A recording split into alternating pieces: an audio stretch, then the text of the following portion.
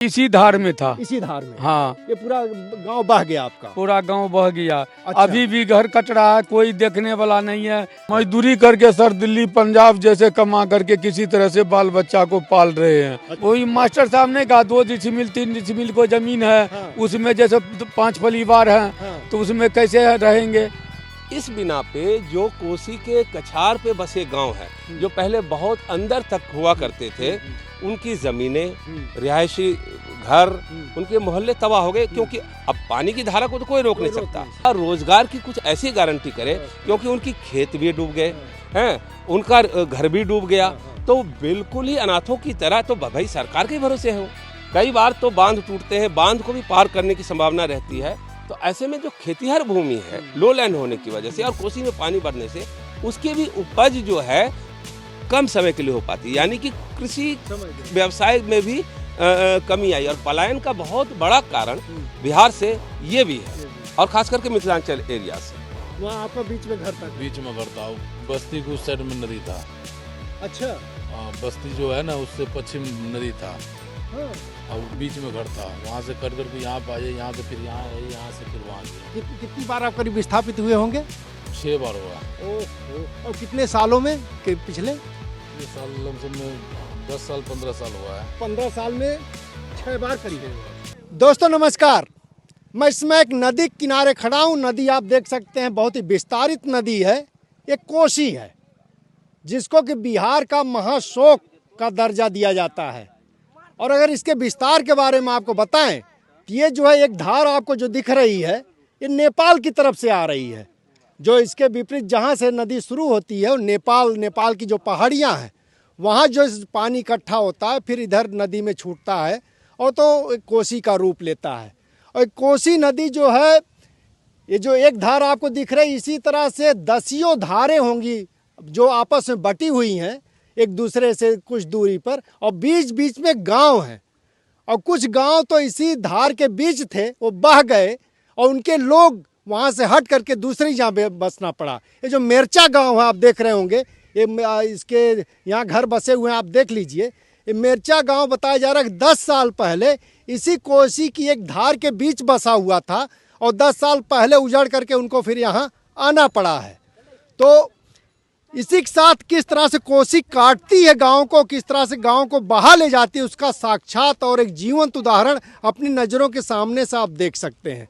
देखिए, गांव एकदम बसा हुआ है, और गांव के किनारे कोसी लगातार काट रही है, गांव को मिट्टी काट रही है। और धीरे धीरे अगर इसी तरह से धार बढ़ी और उसकी धार तेज हुई, गहरी हुई, तो पूरे गांव को काट देगी। और पता चला पूरा गांव जो है कोसी में फिर समा जाएगा। और इनके लोगों को जो 10 साल पहले यहाँ आके बसे थे, फिर इसके आगे कहीं दूसरा ठिकाना ढूंढना होगा।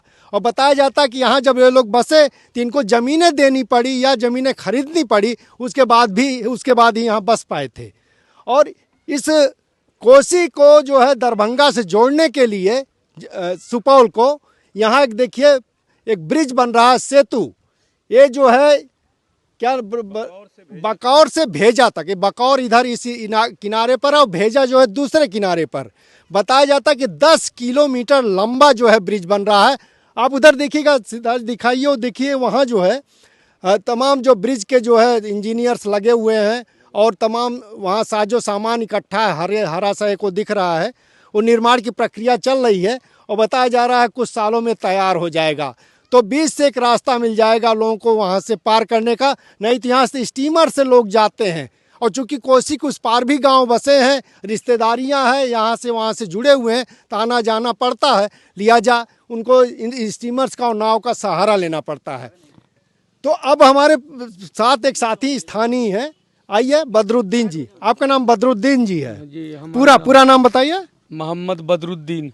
मोहम्मद बदरुद्दीन मिर्चा। जी। अच्छा, एक बार फिर पूरा नाम बताइए तो। मोहम्मद बदरुद्दीन, घर चंदेल मिर्चा, सुपौल जिला। अच्छा, तो ये जो है आप अपने गांव के बारे में बताइए। आप कह रहे थे गांव पहले आपका इस नदी के बीच कहाँ था, किस तरफ, जा दिखाइए। इस नदी में था, जैसे कि जो अभी जो है नदी में चल रहा है, हम लोग को जैसे जो जोत का जमीन था वो भी, और बांसडी हाँ। सब नदी में है। और दूसरे के जमीन में हम जो भरना लेकर के गिरवी लेकर के उसके में बसे हुए हैं, वो भी कट रहा है। अच्छा नहीं, हमको यहाँ सिर्फ दिखाइए, इसी धार में था कि इसके अंदर कोई दूसरी धार है उसमें था? नहीं, इसी धार में था। इसी धार में? हाँ, ये पूरा गांव बह गया आपका? पूरा गांव बह गया। अच्छा। अभी भी घर कट रहा है, कोई देखने वाला नहीं है। बाल बच्चा जैसे कि ये ठंडी में जैसे कि तिरपाल भी नहीं है, जैसे रहेगा किसी तरह से अपना गुजारा कर रहा है। अच्छा। हाँ, और देखने वाला कोई नहीं है सर। तो अभी कितना घर है इस इलाके में मिर्चा में आपके?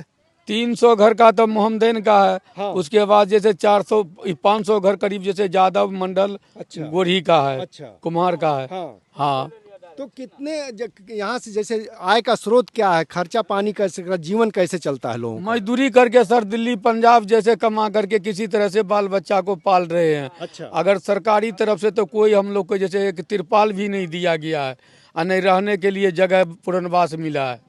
तो सरकार तो कहती कि हम कोसी के लिए अलग से बोर्ड बनाए हैं, पूरा जो है लोगों को पुनर्वास दे रहे हैं और सहायता दे रहे हैं, तो इसकी क्या सच्चाई है? नहीं है सर, हम लोग को जैसे कि रिपोर्ट लिया जाए आकर के सरजमीन पर चेक किया जाए। हाँ। हम लोग को पुनर्वास नहीं मिला। नहीं मिला है। अच्छा, कुछ बता रहे कुछ ज़मीनें दी गई जैसे आपके बदले में, वहाँ से जब आप लोग आए तो कुछ डिसमिल की ज़मीनें बांध पार दी गई, वो कितना है, क्या है? वही मास्टर साहब ने कहा 2 डिसमिल 3 डिसमिल को जमीन है। हाँ। उसमें जैसे 5 परिवार हैं। हाँ। तो उसमें कैसे रहेंगे? उतना में नहीं घर बन सकता है। हाँ। नहीं 5 परिवार है, बेटा है, पुतोह है। हाँ। तो वो कैसे गुजारा करेगा? तो फिर लौट आना पड़ा लोगों को? लौट आना पड़ा। फिर कोसी में हम लोग जैसे कि हैं। अब देखिए, बहुत महत्वपूर्ण बात कह रहे हैं, सरकार का नज़रिया कितना अव्यवहारिक होता है। अब इनके पास यहाँ मान लीजिए 5 बेटा है और उसका 5 का परिवार डेवलप होगा, तो कितना रहने के लिए कम से कम जितनी ज़मीन चाहिए। अब वहाँ पता चला आप इंदिरा आवास योजना के एक मकान, एक किराए पर, एक कमरे का आप दे दिए मकान। एक कमरे में क्या 5 बेटे आ सकते हैं, उनका परिवार आ सकता है? ऐसे में मजबूरी में जो है फिर उनको लौट आना पड़ा। कुछ दिन के लिए गए भी थे लोग वहाँ? हाँ, गए थे, मगर वहाँ नहीं गुजारा चला।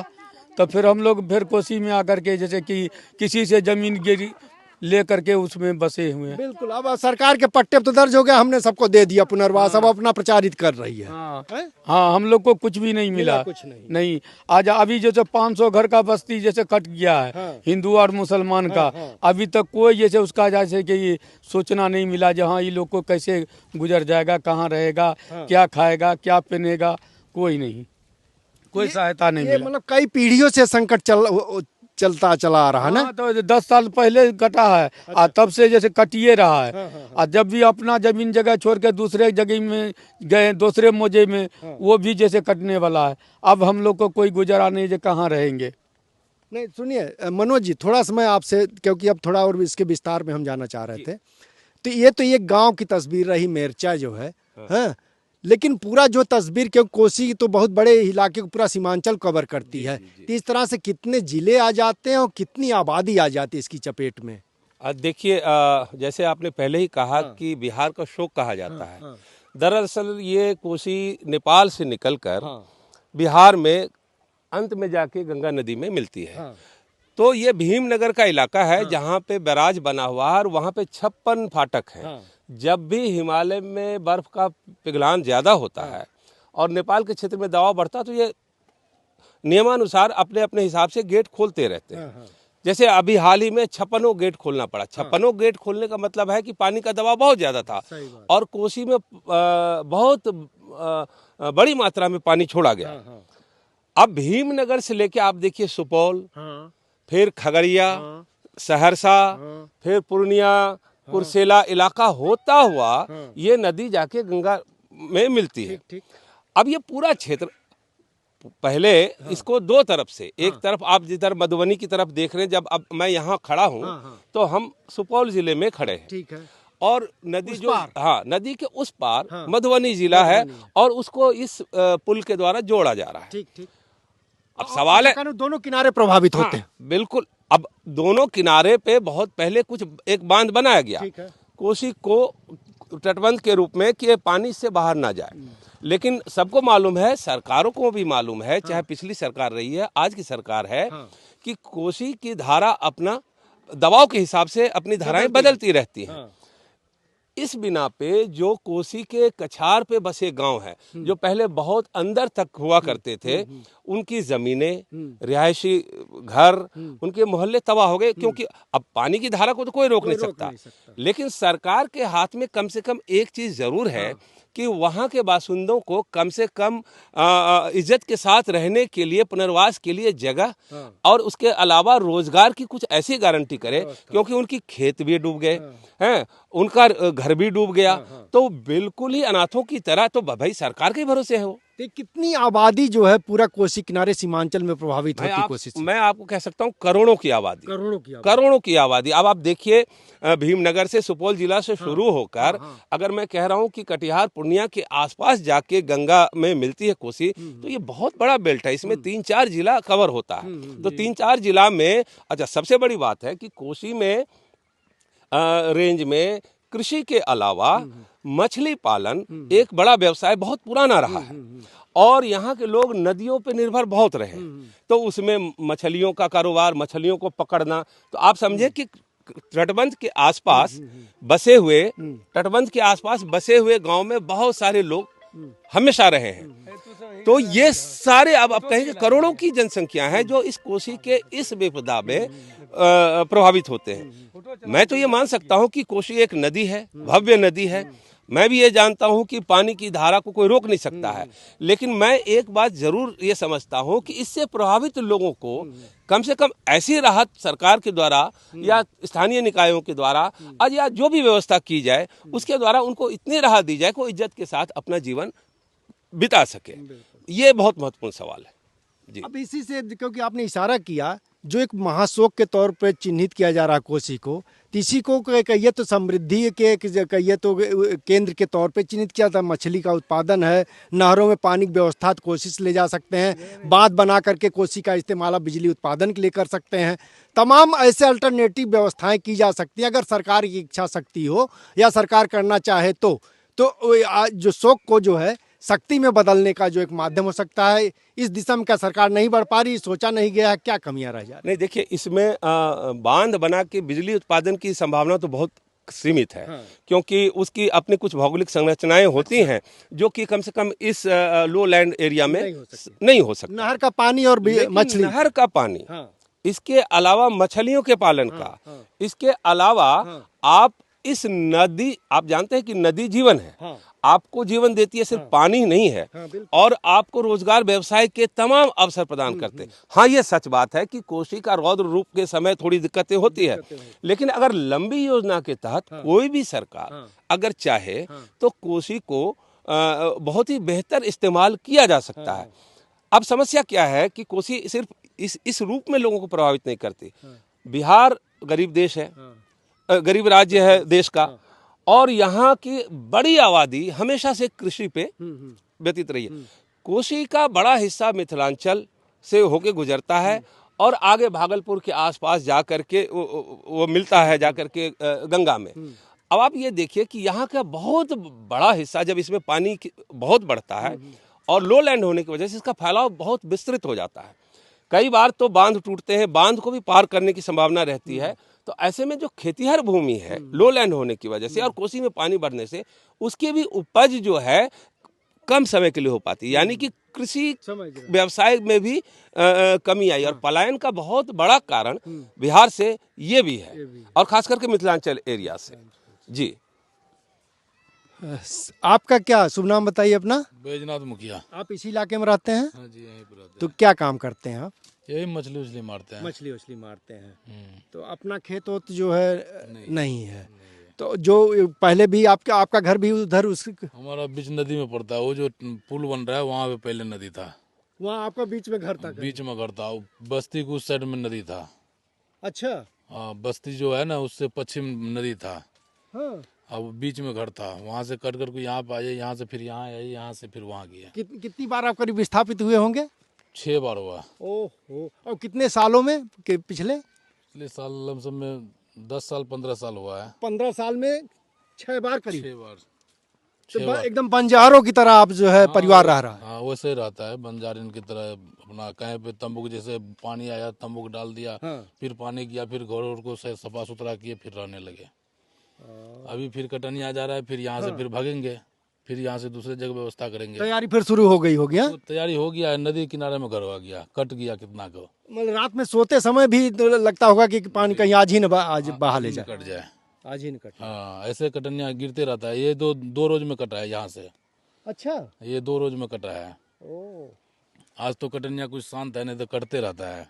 ओ ये जो किनारे घर बसे हुए थे अब वो अपना बिस्तर बांधना शुरू कर दिए हाँ, होंगे। बिस्तर बांध दिया। पूरे घर तो बांस के बीटे में रखा हुआ है। ये उठा कर अब अपना अपना जहाँ शिफ्ट होगा वहाँ पे जाएगा। किसी से जमीन लेगा, कटमुन्नी लेगा कि कैसे लेगा, उसे अपना लेगा, मंथली पे लेगा, सलीना पे लेगा। जैसे अब भाई आपको कोई जमीन है तो साल में कितना लोगे पैसे और कितना अनाज उग जाता है, उस हिसाब से दे दो हमको घर बांधने के लिए, ऐसे ही लेगा। क्यों, जमीन तो इधर है नहीं हम लोगों का। ये लोगों को जमीन तो पूरा नदी में पड़ गया, इसलिए कर को आप जाना है तो पूर्व ही जाना है, तो किसी से ऐसे कर को जमीन लेगा, अपना घर बनाएगा। दोस्तों एक बार घर बनाने और बसाने में कितना जो है मशक्क़त करनी पड़ती है। लोग जीवन भर सोचते हैं तो एक घर बन पाता है। यहाँ 15-15 साल में 6-6 बार उजड़ना पड़ रहा है और उसके बाद भी कोई स्थायी ठिकाना नहीं है। तो आप समझ सकते हैं किन दुरूह स्थितियों से गुजरना पड़ रहा है यहाँ के लोगों को। और सरकार जो बड़े बड़े दावे करती है, चुनाव इस समय चल रहा है, आप देख रहे होंगे तमाम मुद्दे उसमें छाए हुए हैं, लेकिन कोसी कहीं नहीं है। 1 करोड़ 1.5 करोड़ से ज़्यादा की आबादी प्रभावित है सीधे, लेकिन वो बिहार के चुनाव के एजेंडे में नहीं है। इससे बड़ी दुखद बात और क्या हो सकती है। हमको लगा कि ये बड़ा मौका, एक बड़े जिसमें यहाँ के लोगों की खोज खबर ली जानी चाहिए, लिया जाए, उस नज़रिए से हम पहुँचे। और कितना आपको समझा पाए, कितना आप तक पहुँचा है, आप तय करिए। बहरहाल मुझे दीजिए इजाज़त। कोसी की इस इलाके से जनचौक के लिए मैं महेंद्र मिश्र।